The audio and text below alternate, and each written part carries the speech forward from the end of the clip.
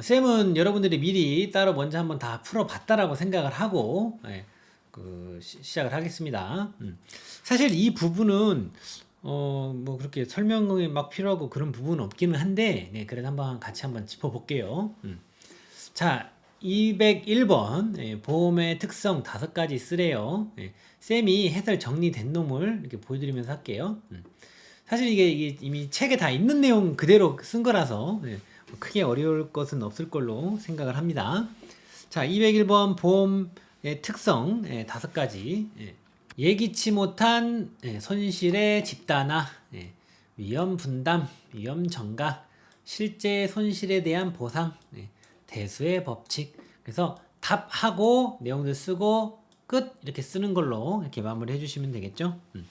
자, 그리고 202번 보험의 성립 조건 5가지만 쓰래요. 답하고 여러분 이제 실제 시험 볼 때 이렇게 답안 쓰는 연습을 하셔야 돼요. 앞에 이렇게 썼으면은 한 칸 띄고 뭐 여러 칸 띄어도 관계 없습니다. 만약에 중간 문제에 답을 만약에 잘 몰라요. 예를 들어 201번은 내가 풀었는데 예를 들어 여러분들은 이제 1번부터 20번까지 있겠죠. 1번 문제 풀었는데 2번 이거 답 잘 모르겠네. 그러면 여유 있게 많이 띄워도 됩니다. 그리고 3번 문제 먼저 다 하고 4번 쭉 갔다가 다시 와서 이렇게 쓰셔도 돼요. 그럴 때는 아주 여유 있게 칸을 띄워주면 좋습니다. 칸 많이 띄웠다고 뭐라고 하진 않아요. 자, 그래서 202번 답. 동질적 위험의 다수 존재, 그리고 손실의 우연적 발생, 한전적 손실, 비재난적 손실, 확률적으로 계산 가능한 손실. 5개만 쓰라고 했으니까 하나, 둘, 셋, 넷, 5개 썼어요. 실제 시험이라 그러면 이 6가지 중에 가장 확실한 놈 5개만 이렇게 쓰시면 됩니다. 그리고 경제적 부담 가능한 보험료 끝 이런 식으로 쓰시면 되겠습니다. 여러분만의 그 답안을 또 따로 작성을 해 놓으세요. 203번 보험의 순기능을 5가지만 쓰라고 했습니다. 손실 회복, 불안 감소, 신용력 증대, 투자 재원 마련, 자원의 효율적 이용 기여, 그리고 안전의식 고양 끝 이렇게 쓰시면 되겠죠. 204번 손해보험의 원리 5가지 쓰라고 했습니다. 위험의 분담, 위험 대량의 원칙, 급부 반대급부 균등의 원칙, 수지산 등의 원칙, 이득 금지의 원칙 끝 이렇게 쓰시죠.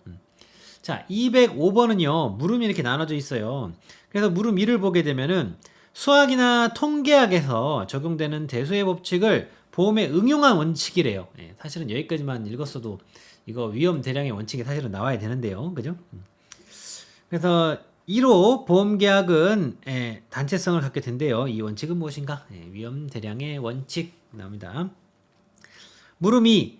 위험 집단 구성원 각자가 부담하는 보험료는 지급보험금 곱하기 사고 발생 확률을 뜻하는 원칙은 무엇입니까?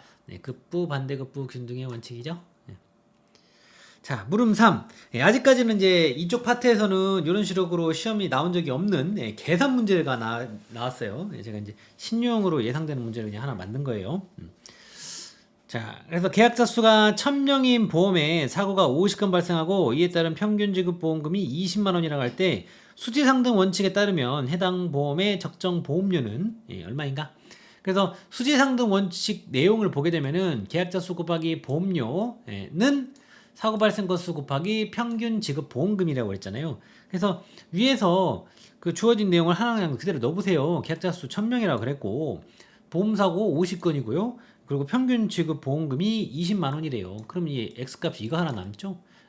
그럼 이거 곱하기 그러니까 이거 곱하기 했죠? 여기다가 나누기 이거 하면은 나오겠죠? 보험료는 이거 곱하기니까 나누기로 바꿔버리면. 근데 이제 그냥 계산을 해보면은 1000명이고 여기 곱하기 해보니까 1000만 원 나오네. 아, 그러면 보험료 10,000원이겠구나 이렇게 알 수도 있고요. 그래서 이렇게 계산해서 답하고 10,000원 끝 이렇게 써주시면 되겠죠. 자, 물음 4. 피보험자는 보험사고 발생 시 실제로 입은 손해만 보상받아야 하며 그 이상의 보상을 받아서는 안 된다는 원칙은 무엇입니까?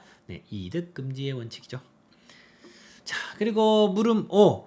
아래 보기 중 가로에 알맞은 내용만 골라 모두 쓰시오. 사실 아직 우리 2차 시험에서는 이런 유형은 아직은 나온 적이 없어요. 근데 이제 선생님이 새롭게 한번 시도를 해본 겁니다.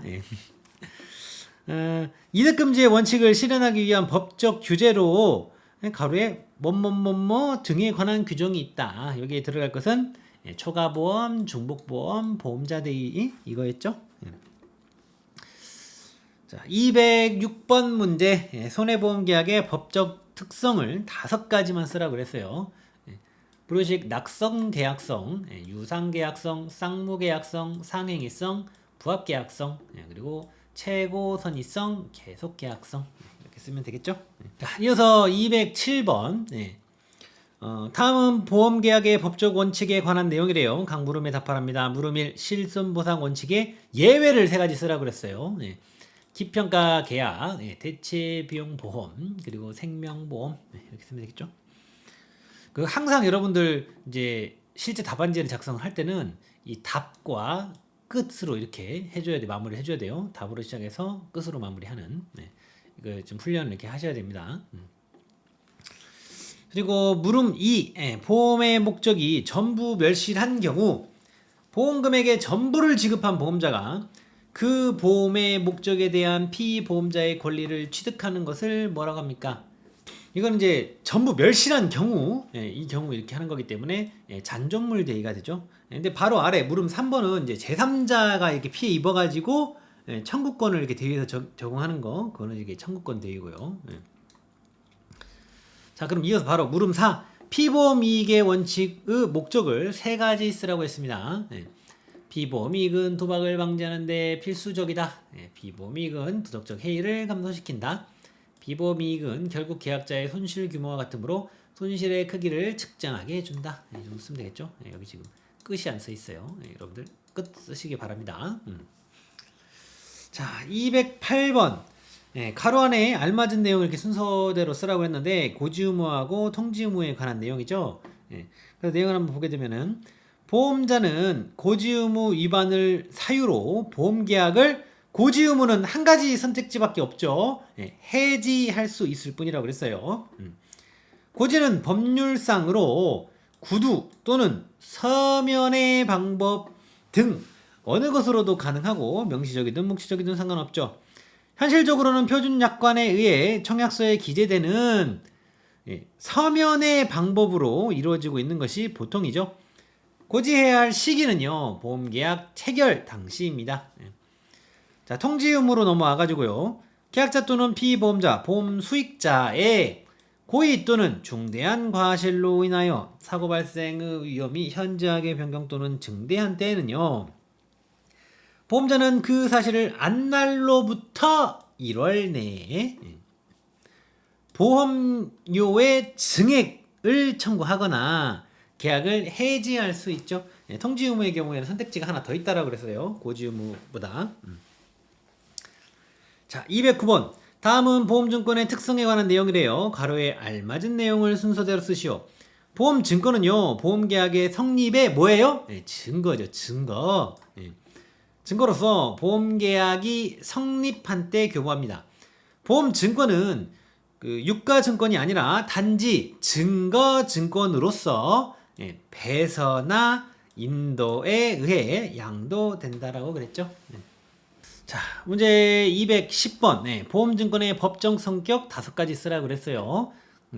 요식증권성, 증거증권성, 면책증권성, 상환증권성, 유가증권성 5개 딱 떨어지네요. 자, 211번. 제8회 기출문제예요. 보험약관의 해석에 관한 내용이고요. 가로 안에 들어갈 내용을 쓰시오. 그래서 기본원칙, 보험약관은 보험계약의 성질과 관련해가지고요, 신의 성실의 원칙에 따라 공정하게 해석되어야 하며 계약자에 따라 다르게 해석되어서는 안됩니다. 보험약관상에 인쇄 조항하고요, 수기 조항 간에 충돌이 발생하는 경우에는 수기 조항이 우선한다라고 그랬죠. 작성자 불이익의 원칙으로 보험자에게 엄격 불리하게 그리고 계약자에게 유리하게 풀이해야 된다라고 그랬습니다. 자, 문제 222번. 이 부분은 제가 문제를 돌아가서 문제를 좀 보면서 같이 좀 얘기를 드릴게요. 자, 사례별로 가장 적절한 이용관리 방법을 보기 위해서 골라 쓰라고 그랬어요. 친절하게 이거 워딩까지 줬네요. 요거는 사실 진짜 또 안 줄 수도 있어요. 실제 시험에서 만약 문제가 나온다라고 그러면. 왜냐면 어렵게 내야 여러분들 좀 걸러낼 거 아니에요. 그죠? 이게 이제 한 10% 정도 합격률이기 때문에 아쉽지만 9명은 10명 중에 9명은 안 돼요. 1명 정도 됩니다. 1에서 1.5명 정도 10에서 15%라고 하면 어쨌든 꾸준하게 하면은 합격할 수 있습니다. 자, 물음 1 한번 읽어볼게요. 어떤 거에 해당이 되는지. 상습 침수 지역에 거주한 A씨는 침수로 인한 피해를 자주 입지만 그로 인한 손실의 규모는 작은 편이래요. 자, 여러분들 우리 함께 봤던 그 표를 좀 생각을 해봐야 돼요.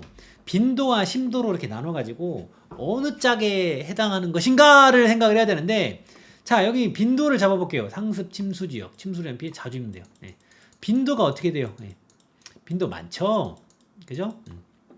손실의 규모는 어떻게 해요? 커요? 작아요? 규모는, 손실 규모는, 그러니까 우리가 심도라고 할게요. 빈도와 심도로 그냥 나눠서 얘기해 봅시다. 심도는 작대요. 그럼 많이 일어나지만 심도는 작은 경우 우리 어떻게 했어요? 손실을 통제했었죠. 손실을 통제. 그죠? 자, 물음 2. 평야지대에서 논농사를 짓는 B씨. 자연재해로 인한 피해가 자주 있는 편은 아니지만 그럼 빈도는 이거는 작은 거네요. 적은 거죠? 빈도. 빈도는. 그런데 태풍과 같은 피해가 한 번 발생하면 대규모 피해 입는데요. 심도는 크다라는 거죠. 그러니까 안보험과 같은 거죠. 한 번 나오면 이제 피해가 크니까 이런 경우 우리가 어떻게 했어요? 위험을 전가, 보험을 들으죠. 위험을 전가, 보험 이렇게 써주시면 되겠죠. 자, 물음 3. C씨는 7, 8년에 한 번 정도 7, 8년이면 이게 빈도가 한 1년에도 한 두어 번씩 걸리는 경우도 많은데 이거는 7, 8년에 한 번 걸린다라고 그러면 빈도는 적은 거죠. 심도는요, 가벼운 감기래요. 심도도 작죠. 이런 경우 어떻게 해요? 우리가 소위 맞고 품는다라고 그랬죠. 위험을 보유해버립니다. 자가 보유해버려요. 위험 보유. 자, 물음 4. 초보 운전자 D씨는 최근에 일주일간 8번. 자, 이거를 우리가 빈도를 많게 볼까 적게 볼까 이거를 뭐 논란으로 생각할 수 있는데 한번 상식적으로 한번 생각을 해볼게요. 일주일간 8번 크고 작은 접촉사고를 일으켰대요. 그 중에는 큰 것도 있고 작은 것도 있대요. 접촉사고를 8번 일으켰대요. 일주일간. 그럼 하루에 한 번 이상 난 거네요. 보통 사람은 1년에 한 번 날까 말까 평생 날까 말까 한 거를 일주일간 8번을 이렇게 내버렸대요. 그럼 이거 우리 그걸로 하면은 빈도는 큰 거예요, 작은 거예요? 빈도는 이거 엄청 많은 거죠. 빈도. 심도는 크고 작은 접촉사를 그러니까 큰 거 있다라고 했잖아요.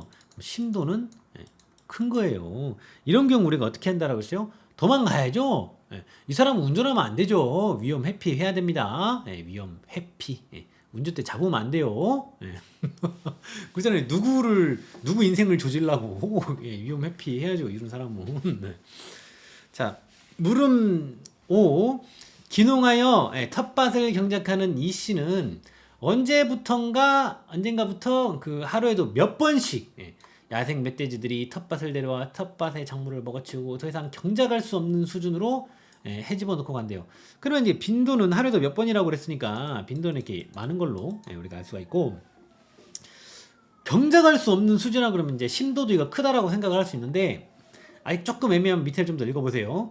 산에 먹을 것이 부족해서인지 점점 더 많은 멧돼지들이 텃밭의 작물을 먹으려고 몰려든대요. 최근에는 야생 멧돼지를 쫓아내려다가 공격당해가지고 심한 부상까지 사람까지 다쳐버렸대요. 그러면 심도 큰 거죠. 이 텃밭 작물 먹으면 뭐 얼마나 한다고 그거 사 먹는 게 더 살 수도 있는데 그죠? 심도는 크다. 뭐 이런 경우에 우리가 어떻게 했다? 역시 위험 회피였죠. 여기서 뭐 한다고 몸까지 다쳐가면서 계속 그러고 있어요. 회피해야 돼요. 위험 회피입니다. 그래서 답안을 쌤은 이렇게 정리를 했습니다. 문제 223번. 아래에 주어진 내용을 보고 보험자가 지급할 손해방지 경감 비용을 산출하시오. 단 주어진 내용에는 고려하지 않는다. 아직까지 이런 식으로 나온 적은 없지만 신유형으로 한번 이렇게 문제를 만들었어요. 자, 그래서 보험자가 지급할 손해방지 경감 비용을 산출하라고 그랬는데 이 주어진 내용에는 고려하지 말래요. 그러면 이제 주어진 내용이 보험 가입 금액, 보험 가액, 그리고 손해의 방지와 경감을 위해서 계약자가 사용한 비용. 이렇게가 있네요. 그럼 이걸 가지고 보험자가 지급할 손해방지 경감 비용을 한번 산출을 해보래요. 그럼 우리가 여기서 잡아야 될 꼭지는 딱 먼저 봤더니 보험 가액인데 보험 가액이 10억인데 보험 가입을 8억 5천만 했네. 어라 요놈 봐라, 이거 다 안 들었네. 일부 보험이네. 이거 체크해야 돼요. 이거 잡아내야 돼요, 여러분들이. 그죠? 아니 10억짜리인데 일부만 그 보험을 했다라는 거잖아요. 일부만. 그리고 손해방지와 경감을 위해서 계약자가 사용한 비용이 9억이네? 아니 뭐야, 보험 가입 금액이 8억 5천인데 그거 한다고 9억을 써버렸네? 요거 지금 이슈가 지금 딱 보이죠? 그래서 여기서는 우리가 잡아야 될 꼭지가 딱 이렇게 두 꼭지예요. 보험 금액을 이 초과한 경우도 손해방지 경감 비용을 이렇게 보상을 한다라는 거 한 꼭지. 그리고 일부 보험의 경우에는 비례 보상을 한다라는 거 한 꼭지. 그래서 이걸 우리가 계산을 해보면, 자 9억에다가 왜냐면 이거 손해방지 경감을 이용해서 이렇게 그 사용한 게 9억이라고 그랬잖아요. 근데 보험 금액 초과해, 그리고 이제 보상한다라고 했잖아요. 그러니까 이제 9억이 오는 거예요. 그럼 이걸 다 보상을 해주는 게 아니라 지금 일부 보니까 이거 비례 보상해야 되겠죠. 고벅이 어떻게 10억 분의 8억 5천. 10억 들어갈 거를 너도 8억 5천만 냈으니까 우리도 그거 비례해가지고 보상을 할게. 그래서 이제 이거 계산을 해봤더니, 계산기 눌러봤더니 7억 6천 5백만 원 나오네요. 그죠? 선생님은 이제 식을 이런 식으로 좀 정리를 해놨어요. 그래서 답하고 7억 6천 5백만 원 끝, 이렇게 써주시면 되겠죠. 여기 같은 경우에 여러분들이 아이고 이거 어떻게 계산기 눌러야 하나 좀 헷갈릴 수도 있는데, 9억이면 9하고 00 000 000 곱하기 뭐 이렇게 하려면 깝깝하잖아요. 어차피 비율이기 때문에 이런 경우에는요 9억이면은 9 누르세요. 9 곱하기, 이건 8억 5천이니까 8.5 하고요. 이거는 10억이죠. 그러니까 나누기 10 이렇게 하면 돼요. 는 하면은 7.65 이렇게 나오죠. 그럼 7억 6,500만 원이죠. 그래서 비율이기 때문에 이런 식으로 이렇게 하시면 됩니다. 문제 14번. 다음은 위험 관련 개념에 관한 내용이래요. 괄호에 알맞은 내용을 순서대로 쓰시오 그랬습니다. 특정한 사고로 인하여 발생할 수 있는 손해의 가능성을 새로이 창조하거나 증가시킬 수 있는 상태, 위태한 상태를 말을 하죠. 위태를 말합니다. 위태. 뭐뭇의 결과로 발생하는 가치의 상실 혹은 감소를 의미한대요. 손해 말하는 거죠. 손해. 손해는 뭐예요? 손인의 결과죠. 손인의 결과. 그래서 여기 이제 손인이 와야 되는데, 여기 보면 이제 3번도 어차피 나오죠. 화재, 폭발, 지진, 폭풍우 등 일반적으로 사고라고 부르는 것을 말한다. 손인 오면 되겠죠. 그래서 이렇게 정리하시면 되겠죠. 문제 15번. 위험을 아래 보기와 같이 분류할 때 보험에 적합한 위험을 4가지 골라 쓰세요. 그래서 요 8가지 중에 이 위험들 중에 이 보험에 적합한 위험을 4개를 고르래요. 어떤 게 있어야 돼요? 주관적 아니고 객관적 위험. 그리고 투기적 위험 아니고 순수 위험. 그리고 동태적 위험 아니고 정태적 위험. 그리고 기본적 위험 아니고 특정적 위험. 이렇게 되겠죠. 그래서 답하고 객관적 위험, 순수 위험, 정태적 위험, 특정적 위험, 이렇게 쓰면 되겠죠. 그래서 선생님은 지금 14, 15번 그 답안을 이런 식으로 정리를 했습니다. 답하고 쓰고 끝, 답하고 쓰고 끝, 이런 식으로. 여러분들도 미리미리 좀 이렇게 쓰는 연습을 하세요. 문제 16번 10회 때 기출문제에 나왔던 거예요. 아래 내용은 위험관리 수단으로 활용하는 보험의 기능에 관한 내용이래요. 괄호에 들어갈 내용을 쓰랍니다.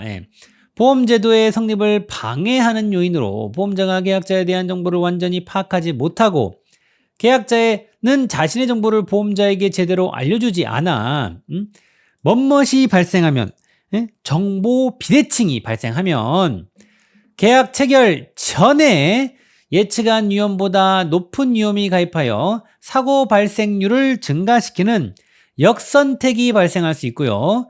계약 후는요, 계약자가 평소에 관리를 소홀히 한다거나 손실이 발생할 경우 경감하려는 노력을 하지 않는 뭐가 발생해요? 도덕적 해이가 발생할 수 있다. 예, 그렇게 써야 되겠죠?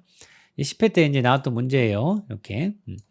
근데 이제 우리가 이제 이 16번 이 문제, 그러니까 이 10회 때 나왔던 이 기출 문제를 보면서 우리가 한 가지 생각해야 될 포인트는, 중요한 포인트는 뭐가 있냐면, 기존에 이런 5점짜리 이렇게 하는 것들은 5개였는데 5개 딱 맞춰가지고 한 개당 1점인가 보다 우리를 그렇게 생각하게끔 만들었는데, 그래서 5개 나와 있는 거 위주로 좀 공부를 했을 거잖아요.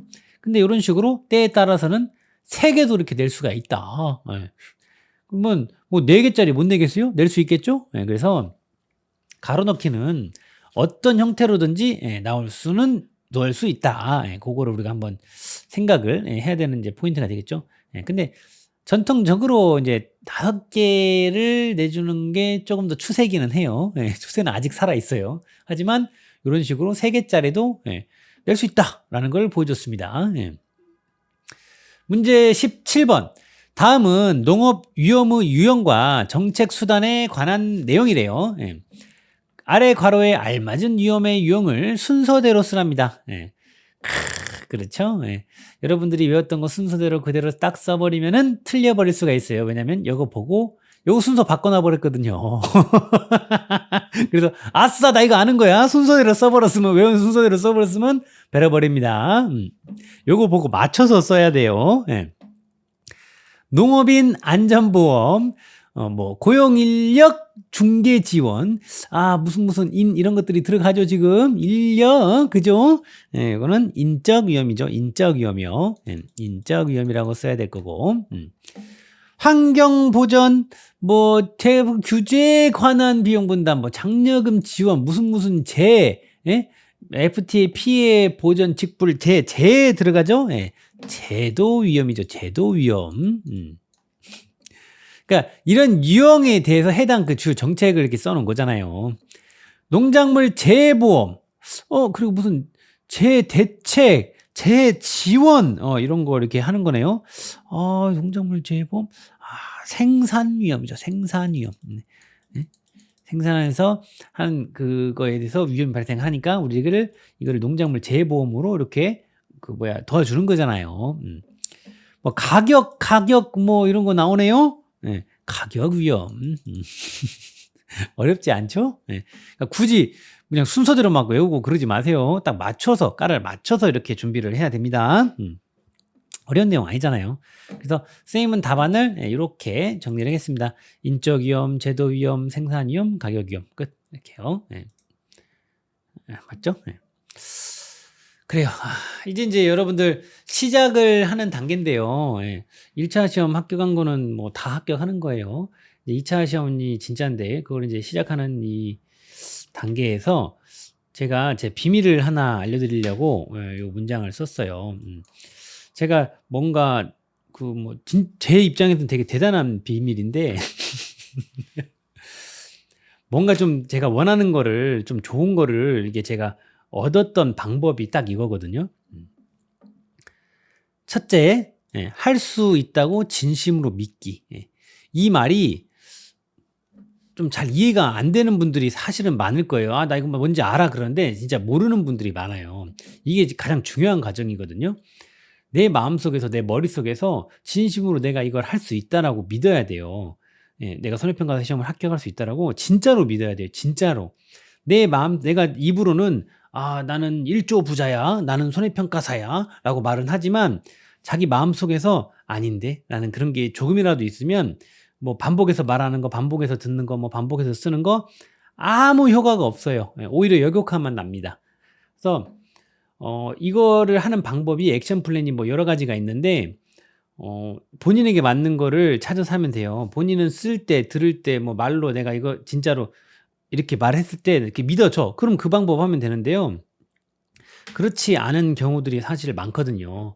그래서 아마 자기계발서를 보신 분들이나 뭐 자기계발 유튜브를 들으신 분들은 아마 이런 말 들어보셨을 거예요. 이미 된 걸로 생각을 하는 거예요. 이미 된 걸로, 이미 이룬 걸로. 그러면은 당연히 할 수 있는 걸로 믿어지겠죠. 이미 이뤘다라고 생각을 해버리면. 그래서 그거가 또 이렇게 한 가지 방법이 있고요. 본인 목소리로 본인이 원하는 걸 녹음을 해서 계속 반복해서 듣는 거. 예. 잠재 의식에다 그냥 새겨 버리는 거거든요. 너는 그거라고. 너는 부자라고. 너는 손해평가사라고. 예. 그 방법도 한 가지가 있고요. 또 뭐 컴퓨터 뭐 비밀번호를 그걸로 바꿔 가지고 그냥 무의식적으로 매일 이렇게 치게끔 아주 자연스럽게 그런 식으로 또 하는 방법도 있어요. 어쨌든 본인에게 맞는 방법을 찾아 가지고 할 수 있다라고 진심으로 믿는 거. 예. 그게 첫 번째 스텝입니다. 예. 이게 사실은 가장 중요해요. 그리고 두 번째는 그냥 힘 빼고 그냥 하는 거예요. 예. 그냥 하는 거.